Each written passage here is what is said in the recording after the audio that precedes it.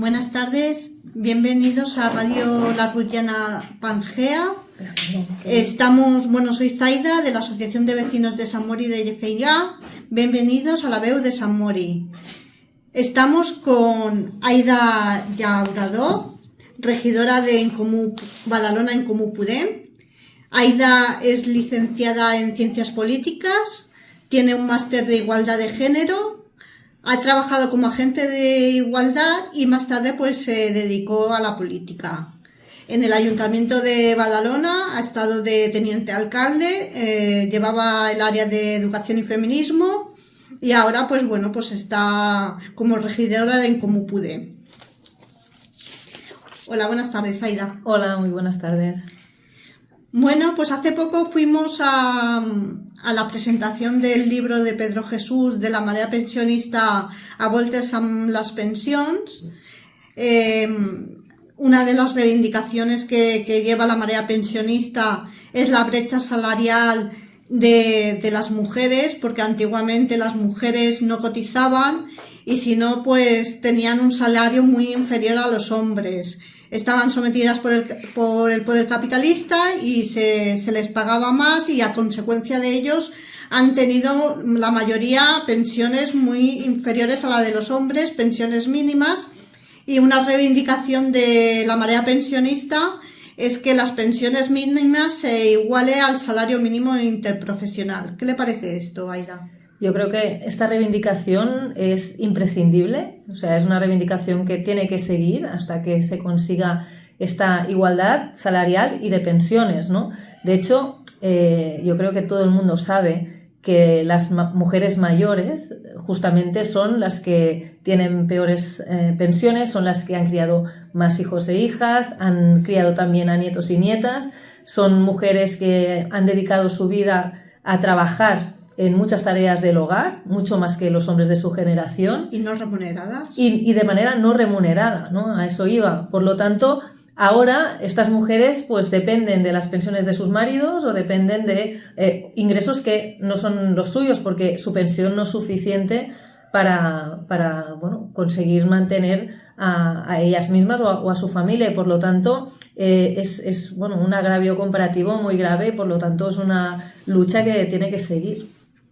Es una lucha, como has dicho, Aida, justa y apoyaremos a la marea pensionista porque las pensiones es de todos llegaremos y que lleguemos a viejos y que podamos tener una vida digna y una pensión digna, ¿no? Para poder vivir.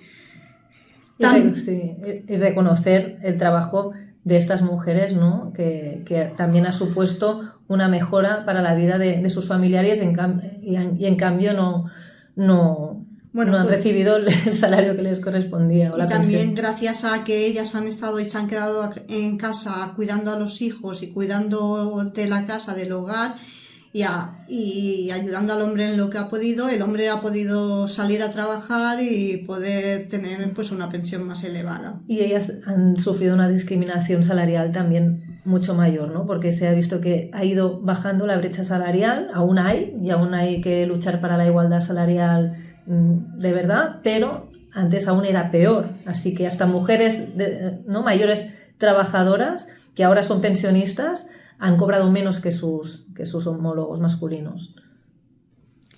Otra reivindicación, por ejemplo, que hoy han salido los sindicalistas a la calle para reclamar es la reducción de jornada. Se está luchando a nivel estatal para que se pueda conseguir y también se presentó una moción ayer en el Pleno para que se reduzca la jornada, que fue rechazada por el Partido Popular. Exacto, fue una moción que presentamos en Comú Podem y primero el Partido Popular también intentó que esta moción no tuviera validez porque según ellos y según el secretario no era de competencia municipal. Cuando ellos han presentado mociones como una moción contra la ley de amnistía, que la competencia es la misma, o ellos mismos ayer presentaron una moción por urgencia también que afectaba a competencias de la Generalitat y esta sí que no hubo ningún problema y en cambio en esta que no les interesaba intentaron que no tuviera validez y igualmente la presentamos, ellos la votaron en contra, no se aprobó, pero igualmente nosotras ahí donde vamos, sea en el pleno del ayuntamiento, sea en el Congreso de los Diputados, la ministra Yolanda Díaz lo ha liderado de manera muy valiente con este acuerdo con comisiones y UGT a nivel estatal, pues vamos a intentar conseguir a través de una mayoría en el Congreso que apoye esta reducción de la jornada de 40 a pasar a 37 horas y media, porque sí que es cierto que hay muchos convenios que ya tienen menos de 40 horas semanales, pero hay muchos otros que no. Y es una forma de mejorar la conciliación laboral y familiar, es una forma también de que la gente pueda trabajar para vivir y no vivir para trabajar. Y además, durante muchos años, desde el 1983, que no hay una reducción de la jornada hasta ahora, ha habido un incremento de la productividad que ha servido para beneficiar a los empresarios, pero no a la clase trabajadora. Así que después de tantos años, también la gente tiene derecho a tener una mejor vida, porque esta mejora de productividad no puede ser que solo sea para los beneficios del empresariado. Exactamente, ¿no? Porque el empresario es quien se lleva los beneficios del trabajo de los empleados, ¿no? Los empleados se llevan una parte efímera y cuando hacen todo el trabajo para que se beneficie el empresario. Debería de estar más bien mirado. Sí, es una forma de reducir la desigualdad también en este sentido.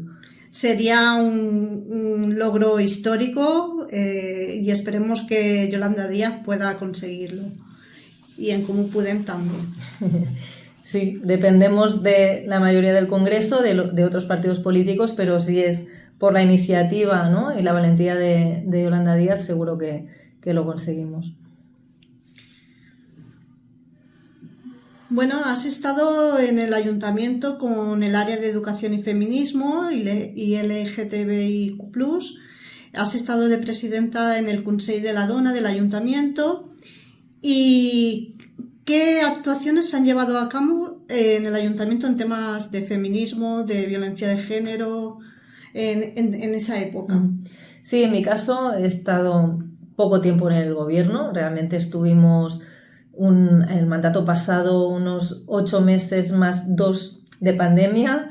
Encima también estuve de alcaldesa accidental 20 días. Después entró el gobierno del Partido Popular 1 año y medio y luego al final terminamos el mandato un año y medio más. Por lo tanto, puedo decir que cuando yo entré de concejala de feminismos en esta última etapa, me encontré un área totalmente desmantelada. O sea, no había técnicas de igualdad de género, solo quedaba una que era un contrato temporal y en un mes se le terminaba el contrato. O sea, no teníamos nada para hacer políticas de igualdad de género y tampoco dependía de nosotras la área de recursos humanos ni el presupuesto. O sea, realmente era una situación muy precaria. Conseguimos que nos cedieran dos trabajadoras muy potentes, muy profesionales, porque yo quería también un equipo potente, que además estaban especializadas en trabajo comunitario, y compartimos una cap de servei y con esto empezamos a trabajar y empezamos también con un protocolo de justamente contra las agresiones sexuales, que se aprobó un mes antes de las violaciones que desgraciadamente también se conocieron del MAGIC, y a partir de aquí seguimos trabajando, pero bueno, se acabó el mandato al cabo de 2 meses, ¿no? Pero sí que conseguimos primero aprobar en el pleno municipal una declaración, ¿no?, para trabajar estos protocolos a nivel de ciudad, a nivel de zonas de ocio. Habíamos pensado nocturno, pero viendo lo que pasó en Magic también decidimos que fuera diurno. Y después también aprobamos una declaración en contra de las violencias machistas, donde ya teníamos preparado donde poner unos carteles en contra de las violencias machistas y LGTBI en Badalona, ¿no?, diciendo pues Badalona lliure de violencias masclistas, que tenía un presupuesto y ya tenía el proyecto hecho, pero no se ha sabido nada más. Esto hace justo 2 años y con este nuevo gobierno pues no se ha sabido nada más. Y bueno, luego empezamos proyectos que, como te digo, por la falta de tiempo no pudimos acabar de tirar adelante, pero teníamos hecho una parte de trabajo con las donas de Llefià, del Camins Lilas, que queríamos pues acabar de trabajar la diagnosis de Llefià, la salud, e intentarlo ampliar a otros barrios sobre seguridad, ¿no? En perspectiva de género, desde el punto de vista de las mujeres, de cómo nos sentimos seguras en el espacio público, y también hacer una campaña con comercios para hacer formaciones y también para que sean puntos pues seguros para las mujeres si pasa cualquier cosa. Esto pues fue un trabajo que empezamos, pero que bueno, pues luego ya cambió el gobierno y ahora mismo pues ya. Es verdad, me acuerdo dels Camins Lilas de Donas Llefià, que participamos mirando en Plaza Trafalgar y toda esta zona, Peregaldós, de los recovecos, los escondijos que no había luz, no había iluminación y que podían ser inseguros para la mujer. Había la participación de muchas mujeres, sí, del barrio. Muchas, es verdad que participaste también, Aida, y muchas otras entidades que también participaron para hacer ese mapa que se llevó al ayuntamiento y que se ha trabajado, ¿no? Y que se ha reconocido en el Premis Trencar Invisibilitat. Sí, también. Es un trabajo de la entidad juntamente con Llefià Net que fue espectacular. Sí. Has estado hablando, bueno, que hemos también entrevistado a Teresa Prados, la Madre Coraje, por el tema de la víctima de las violaciones del Maggi. ¿Qué te parece que de las 10 denuncias, solo 2 casos se haya acordado unos meses en un correccional? Bueno, es un caso que es muy trágico, o sea, realmente ver casos de violencia sexual entre niños y niñas pequeños o preadolescentes o adolescentes es muy grave y nos tiene que hacer pensar qué estamos haciendo mal, ¿no? Desde las familias a las instituciones de todo tipo, para que pasen cosas tan graves como que se agreda sexualmente a una niña y entre otros niños también. Y por lo tanto hay una parte de que la justicia también tiene que decidir realmente quién o qué es lo que pasó, si se tiene que pues, tomar medidas de un centro de menores o se tiene que tomar medidas en estas situaciones, pero al final como sociedad lo que nos interesa es que si un niño de 12, de 14, de 16 años comete algo tan grave como esto, nosotros cómo conseguimos que este niño de estas edades, cuando tenga 20, 18, 30, no vuelva nunca más a cometer algo así. Por lo tanto, más que el castigo en sí, que evidentemente tiene que haber una consecuencia, es obvio y tiene que ser contundente, pero se tiene que conseguir que estos niños no vuelvan a delinquir y no lo vuelvan a hacer tampoco en casos de violencia machista. Por lo tanto, se tienen que poner recursos para los niños y niñas, se tienen que poner recursos para familias. Yo conocí a una chica que estaba haciendo un estudio y que entrevistó a familiares, a conocidos del barrio de estos niños y que habló de ellos y bueno, y habían situaciones familiares muy graves y nosotros como sociedad tenemos que pensar por qué no estamos poniendo más recursos a que las familias puedan salir adelante, por qué no ponemos más recursos para que la gente pueda vivir con un mínimo de dignidad, que los niños y niñas no estén abandonados, que no dependan solo de los recursos de su familia, que en su colegio tengan una educación de calidad y los centros públicos sean de calidad, que si tienen cualquier problema social, problemas, bueno, hay muchos problemas que no voy a mencionar, pero tienen que tener una salida. Y yo tengo la sensación de que dejamos abandonada a la ciudadanía, que hay muchas desigualdades. En Badalona hay muchas desigualdades y hay barrios que están muy, muy mal. Y por lo tanto, al final, los niños y niñas que crecen en estas situaciones de desamparo también son víctimas. Por lo tanto, tenemos que poner muchos recursos a las víctimas de violencia machista, que puedan salir adelante, recuperarse, que de según qué situaciones, seguro que esto te marca para toda tu vida y no puedes olvidarlo nunca, pero sí intentar que lo superen lo máximo posible y que tiren adelante, porque también las consecuencias a nivel psicológico y de autoestima son muy graves también para las chicas que sufren esto.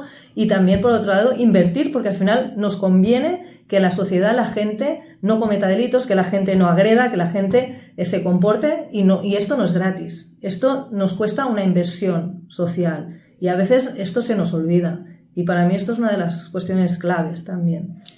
Sí, bueno, también el dinero de los impuestos, pues en qué se tiene que destinar, ¿no? Exacto. Es también un poco la cuestión.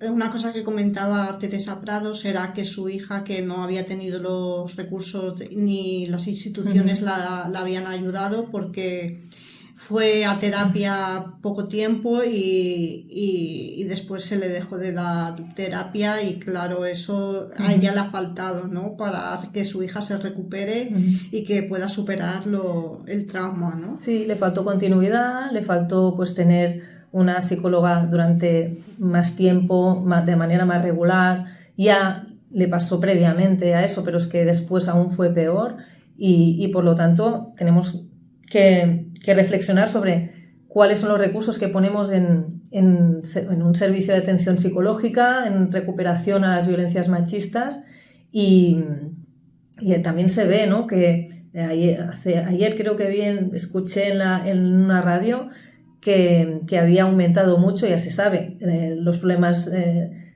psicológicos de las chicas jóvenes, de niñas y chicas jóvenes especialmente, y que se les está sobremedicando. Y que hay muchas chicas jóvenes que están sobremedicadas, y España es uno de los países que se medica más a la gente, que hay más negocio en los medicamentos. Y había una socióloga que explicaba que hay muchas situaciones de discriminación y violencia machista, que a veces no es en la familia solamente, que puede ser en el espacio educativo, en el trabajo, donde sea, donde hay mujeres o chicas jóvenes que sufren desigualdades, que sufren discriminaciones y hasta violencias, y la forma que tenemos de apoyarlas es dándoles unas pastillas porque no estén deprimidas. Pues no, a lo mejor tenemos que plantearnos ¿no?, las cosas de otra manera. Tienes toda ¿no? la razón, ¿no? La salud mental es una de las enfermedades del siglo XXI. Es muy difícil de tratar, y claro, como no tienen recursos para hacer terapias ni grupales ni individuales, pues se recurre al fármaco, y el fármaco, bueno, pues te puede bloquear, pero claro, eso, si no tienes un acompañamiento psicológico, no te recuperas y acabas dependiendo del fármaco toda tu vida. Sí, sí. Podríamos seguir en este tema, pero vamos a seguir. Al siguiente, a ver.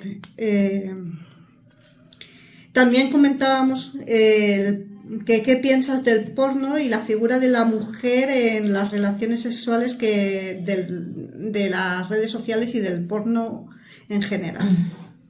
Bueno, la visión de la mujer como objeto sexual es de hace muchos años, de mucho tiempo, y bueno, esta relación de subordinación viene de muy lejos, o sea, independientemente de si hubiera tele, de si hubiera porno, si hubiera redes sociales.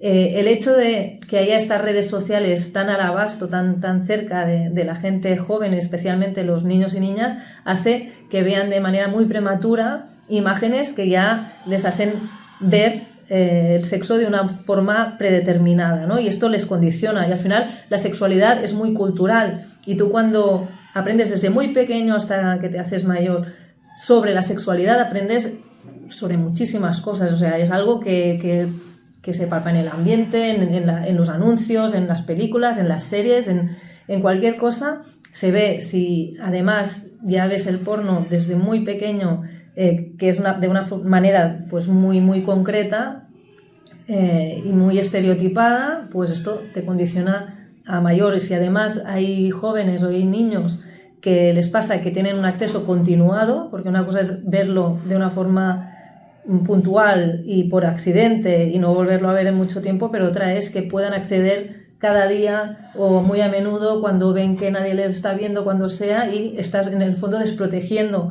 a estos niños y niñas, y esto pues tiene consecuencias.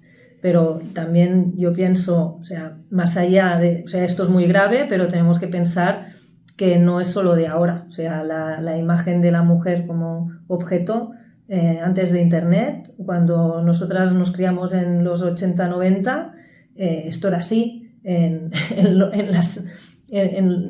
los programas de televisión que eran muy machistas, ¿no? Y ya se veía qué papel tenía la mujer.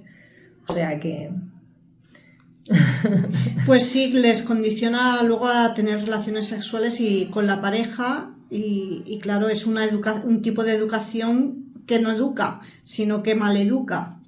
Sí, también tenemos la posibilidad de educar en positivo, ¿no? Y por eso también la ley de solo sí es sí ya obligó a los centros educativos a tener una educación sexoafectiva en positivo y conocer la diversidad en positivo, no como algo, porque también desde la derecha, desde la ultraderecha, se ha atacado a eso como no les han enseñado el sexo demasiado jóvenes, o les están enseñando cosas que no deben, o no es cierto. O sea, dependiendo de la edad, aprendes una cosa u otra. A los más pequeños se les enseña a respetar su cuerpo, a que nadie les toque, a respetar a los demás.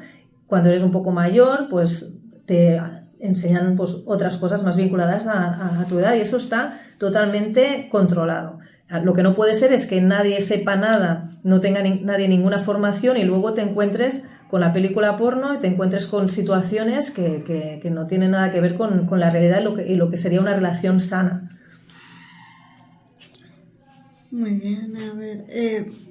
hemos estado hablando del porno y bueno, en septiembre en Badalona la Federación de Donas organiza la cadena humana contra la trata de personas. ¿Por qué se habla poco de este asunto y qué se podía hacer en contra de las mafias y de las explotaciones sexuales? Pues mira, esta es una de las iniciativas que tomó la Federación de Donas con mucho éxito desde el principio. Y yo creo que demuestra, ¿no?, como muchas mujeres de todas las edades, especialmente mujeres mayores, salieron y han salido y salen a la calle para ya no luchar, es que es para denunciar lo que es la explotación sexual y el tráfico de personas. Y lo que vemos es que hay una sociedad que aparentemente está en contra de eso, pero estamos hablando de la esclavitud del siglo XXI. Estamos hablando de mujeres que no tienen papeles, de mujeres que no tienen a veces pues, un medio de subsistencia y que se encuentran con mafias que las explotan y no son trabajos, es una explotación, son violaciones continuadas y además de los derechos humanos, pero las violaciones en sí ya son violaciones de los derechos humanos y luego parece que interesa, ¿no? O sea, cuando hablamos de inmigración ilegal, ahí la derecha también hasta aquí, el alcalde de Badalona, el Albiol, o la extrema derecha de cualquier partido de derechas que ahora sale, que está muy de moda, hablar de la inmigración ilegal, de los problemas que genera la sociedad y tienes una imagen, ¿no?, de quién es un inmigrante ilegal que a ti no te gusta y que no lo quieres y si está delinquiendo lo quieres echar de tu país. Pero nadie piensa en las mujeres inmigrantes que también están ilegales, que están explotadas por mafias o que están explotadas por personas que las tienen sin contrato en sus casas, con vejaciones, pues limpiando sus casas, haciendo trabajos que pues no tienen ningún tipo de regularización, pero como me sale barata, no pasa nada. Esto sí que lo acepto. Ellas no nos molestan, las podemos explotar, podemos tener a mujeres explotadas sexualmente, hay hombres que de aquí, pues vecinos nuestros que se van de prostitutas y si tienen papeles o no, si están explotadas o no, les da absolutamente igual y con esto convivimos, con un discurso contra los inmigrantes, pero solo el que nos interesa, porque tener a mujeres migrantes sin papeles, mujeres migrantes explotadas y esclavizadas, esto tenemos a montones, pero a nadie le molesta, por lo tanto, ¿por qué dedicar recursos a esto, no? Si no lo vemos, en nuestro día a día no nos molesta. Pues a mí me parece indignante y creo que es una de las cosas que tendríamos desde todas las instituciones que poner más recursos, porque yo que soy feminista de toda la vida, hay el debate del feminismo, de que si prostitución a favor o en contra. ¿Por qué nos ponemos de acuerdo en tomar medidas en contra de la prostitución forzosa, del trabajo sexual, de la explotación sexual y del tráfico de personas? Esto nos une, ¿no? Por lo tanto, vamos a dedicar esfuerzo a eso, pero no somos capaces ni de eso, por lo que se ve. Pues deberíamos, porque es un tema que no se habla, pero es un tema que clama al cielo y que se tienen que poner medidas porque las personas sufren y mucho en esos ambientes. Totalmente.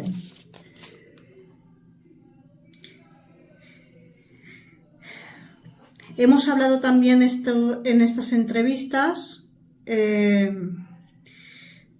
¿Cómo acabarías para disuadir al agresor sobre violencia vicaria, ¿no? Que hemos dicho que es muy retorcido y muy grave y que mata a la mujer en vida porque toda la familia que le rodea sufre. ¿Cómo podríamos disuadir para que otros no tomen el ejemplo de esos individuos?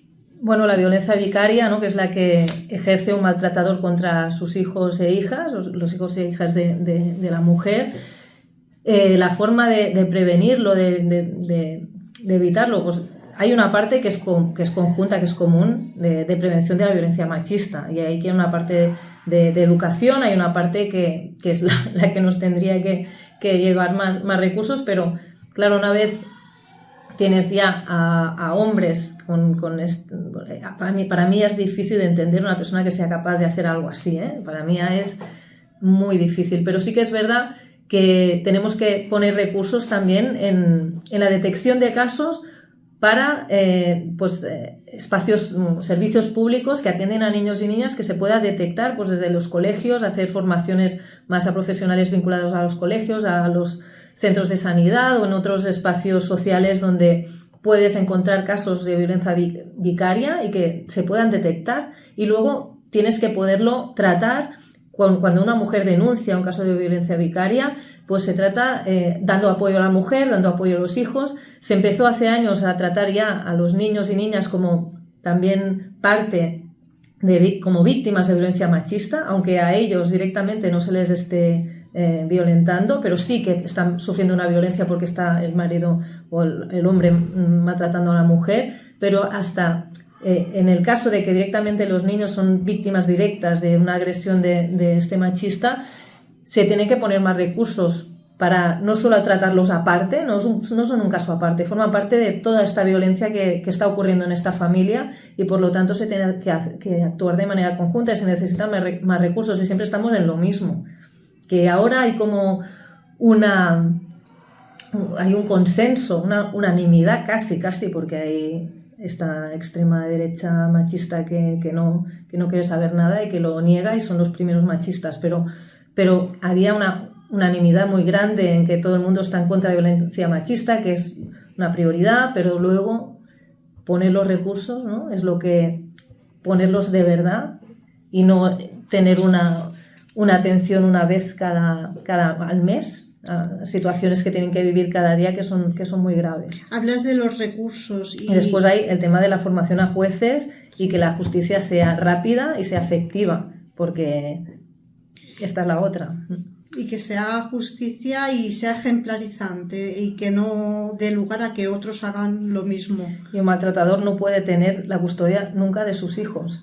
Un maltratador no tiene derecho a tener una custodia de los hijos, ¿no? Y ha pasado con el caso de Juana Rivas, que en este caso también ha sido la justicia italiana, ¿no? Que ha dado otra vez la custodia del padre, del niño pequeño al padre, pero bueno, tenemos que encontrar mecanismos para garantizar que los jueces no se puedan equivocar, no pueden tomar decisiones de este tipo, porque es que al final son casos que realmente son dramáticos. Pues sí, tienes toda la razón. Hemos hablado de recursos y se ha aprobado en el Gobierno Central el Pacto de Estado con más de 400 artículos o actuaciones. Uh-huh.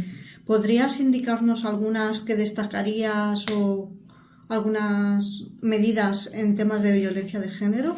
Sí, por un lado se incrementa los recursos a 1.500 millones de euros. Hay 465 medidas más, ¿no?, nuevas en violencia machista. Además, también hay mejoras desde la utilización, que también es buena, de la inteligencia artificial, ¿no?, en los casos de Biogen, la obligatoriedad en la formación en los magistrados, que es lo que estábamos hablando ahora, ¿no? De que los jueces y las juezas tengan formación y que no puedan juzgar en base a unos prejuicios y muchas veces hasta pensamientos machistas, sino que se tiene que formar a estas personas también para que puedan atender mejor estos casos. Y luego también se va a tomar medidas en relación a la vivienda, a cómo afecta la violencia machista al acceso de la vivienda, porque justamente muchas mujeres no se pueden separar, ya no solo si sufren violencia, ¿no? Es que puedes tener una relación tóxica, puedes tener una relación complicada o simplemente quererte ir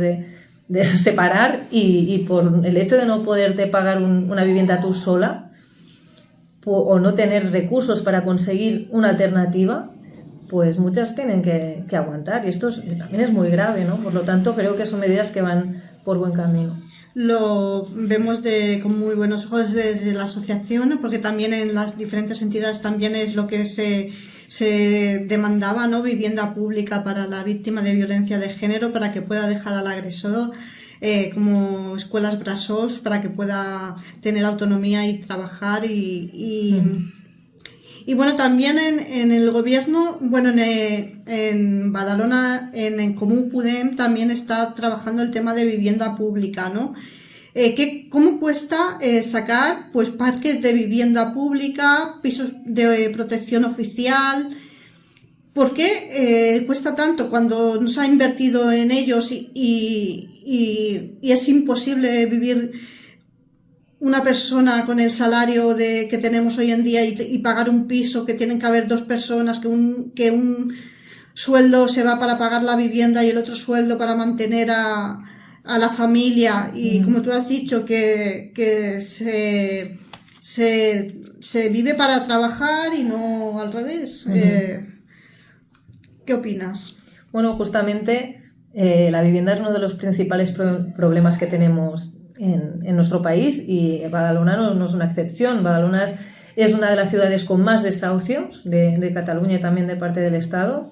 Es una ciudad con muchas desigualdades, con mucha gente que vive en barrios, y este es un caso, ¿no? Donde hay edificios que son muy antiguos, que están hechos con autoconstrucción o en la época franquista, que necesitan reformas urgentes, y nosotras hemos estado insistiendo y vamos a seguir insistiendo en que haya un plan de barrios que sirva para invertir en estas viviendas, que el Ayuntamiento, la Generalitat, las instituciones, también la Diputación y la área metropolitana, todas nos tenemos que sumar para ayudar a las comunidades de propietarios a tener unas viviendas más dignas, porque esto por un lado. Por otro lado, hay las reivindicaciones del sindicato de llogateras, del excesivo precio del alquiler, porque es una vergüenza realmente. Yo también vivo de alquiler y yo la verdad es que no entiendo cómo hemos conseguido llegar hasta aquí. Los partidos mayoritarios han preferido dejar que los especuladores campen a sus anchas, cuando tenemos un artículo de la Constitución española que en teoría garantiza el derecho a la vivienda y dice que no puedes especular con un derecho que tendría que tener una prioridad a nivel de uso social. En cambio, aunque lo diga la Constitución, como no es de cumplimiento directo, se tiene que regular a través de leyes. Las leyes, esto luego se lo pasan por donde puedes poner palabras bonitas, pero luego a la práctica estas leyes están beneficiando a especuladores, a grandes inversores, a grandes propietarios que no tendrían que tener el derecho de enriquecerse a costa de los derechos más básicos de la gente, sin ir más lejos, de nuestra ciudad.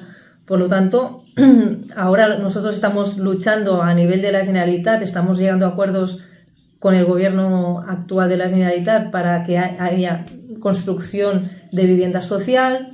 Estamos luchando también para hacer un impuesto para especuladores. Hemos conseguido aprobar un régimen sancionador para los propietarios que abusan de los alquileres y que no cumplen con la ley. Por lo tanto, aunque hay algunos que hablen de cumplir la ley y de la mano dura, luego a esto no les parece bien.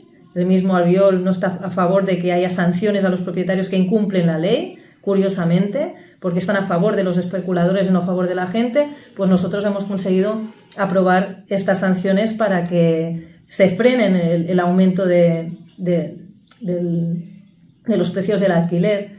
Y como eso, bueno, hay muchas más medidas, pero es verdad que es un tema que o se coge con mucha prioridad y se toman medidas valientes prohibiendo este mal uso, esta especulación y regulando los precios, o bueno, vamos a tener problemas muy graves, porque ahora la situación está ya muy, muy al límite y muchas familias lo están pasando muy mal, y gente que no encuentra vivienda o que están viviendo en situaciones muy precarias y no hay derecho. También niños pequeños y niñas que están viviendo en estas situaciones.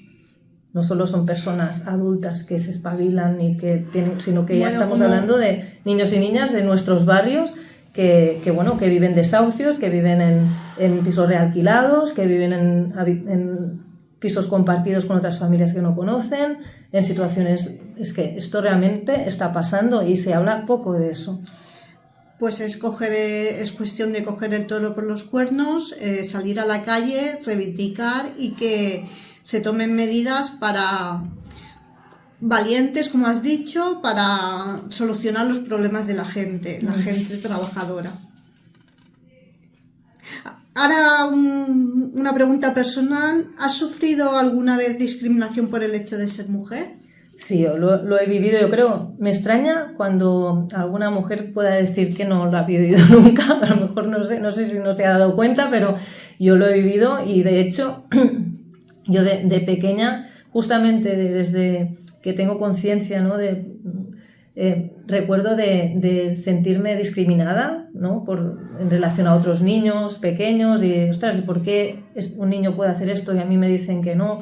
O por qué me están tratando diferente por el hecho de ser una niña, y esto ya me generó esta identidad, ¿no? Esta forma de pensar de yo voy a luchar para tener los mismos derechos, y de alguna manera yo ya, sin saberlo, era feminista, ¿no? Luego ya lo fui aprendiendo también a través de mi padre, pero que él fue el primero que me habló de feminismo, pero es verdad que ya desde pequeña me di cuenta de discriminaciones que había sufrido ¿no? Como por el hecho de ser mujer, y luego de mayor también. A la adolescencia es bastante dramático. Yo creo que en la adolescencia, en el instituto, no sé el motivo, pero hay muchas situaciones de violencia, de trato que recibes a veces por el hecho de ser mujer, que yo ahí lo noté mucho en aquel periodo. Y después también, y en política,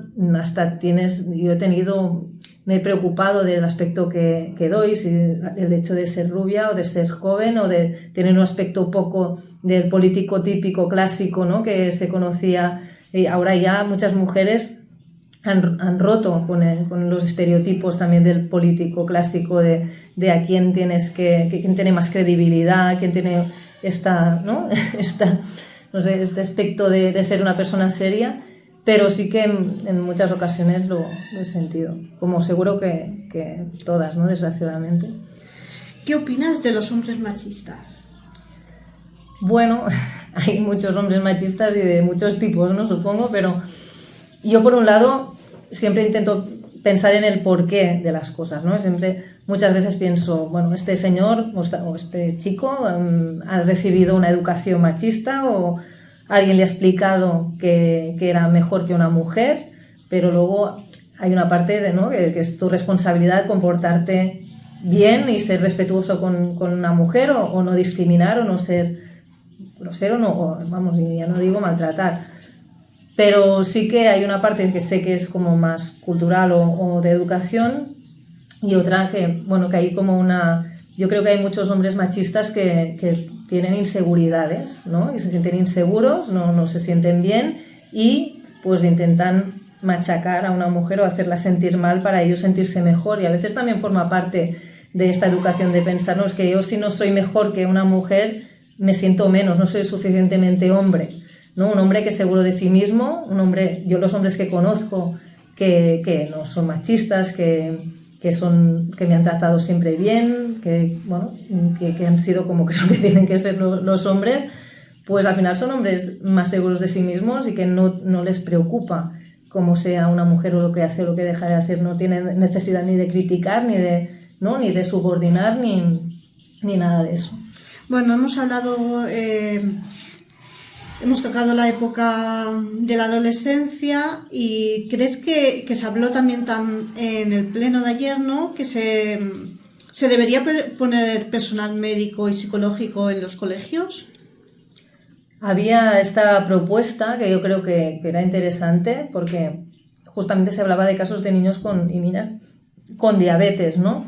Y sí, y es cierto que los colegios son centros muy grandes con muchos niños y niñas, y no solo por casos de diabetes, sino por otros casos de distinta índole, de salud. Puedes tener un problema de salud crónico, ¿no? Siendo niño o niña, o puedes tener un problema en este momento concreto. Por lo tanto, más allá de ir a un hospital por algo grave, sería necesario que hubiera un especialista médico de la sanidad que pueda acompañar casos de niños y niñas con diabetes, otras enfermedades o en situaciones concretas que puedan necesitar, para justamente conseguir esta igualdad, ¿no? Que todo el mundo tenga derecho a vivir en su centro educativo con la mayor dignidad y bienestar posible. Y ya para acabar, nos acercamos al 8M. ¿Qué llamamiento o qué dirías para levantar a la gente, para que salga a la calle, para que reivindique, para que luche por lo que es justo? ¿Cómo los animarías a salir a la calle? Pues yo animaría a todos los hombres y mujeres de nuestra ciudad a ir el 8 de marzo a la manifestación de las 6 de la tarde, que empieza en el BORC. Ir todo el mundo a manifestarse para reivindicar esta igualdad de género, este Día de las Mujeres, que es un día que es para nosotras, no porque sea un día folclórico, sino porque es un día donde queremos reivindicar esta igualdad de género, todas estas discriminaciones, violencias que hemos sufrido y que sufrimos las mujeres, para conseguir una sociedad justamente mejor.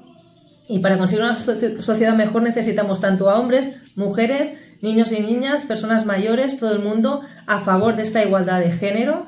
Y esto se consigue con esta unidad, con esta fuerza desde la calle, porque si no hay fuerza desde la calle, si no hay este convencimiento, no será posible que se consiga solo desde las instituciones. Así que si queremos también luchar contra la extrema derecha, luchar contra estas ideas que piensan que las mujeres estamos contra los hombres o que si hemos llegado demasiado... No, la realidad es que si lo trabajamos bien y lo trabajamos conjuntamente y desde la diversidad, este feminismo lo que consigue, los feminismos, es una igualdad real entre hombres y mujeres y por lo tanto una convivencia buena, que es lo que al final yo creo que sí que todo el mundo es lo que quiere. Así que a luchar al máximo porque sabemos que tenemos mucho aún que conseguir. Gracias por venir esta tarde, ha sido una entrevista enriquecedora y seguimos en pie de lucha. Muchísimas gracias, me ha gustado mucho.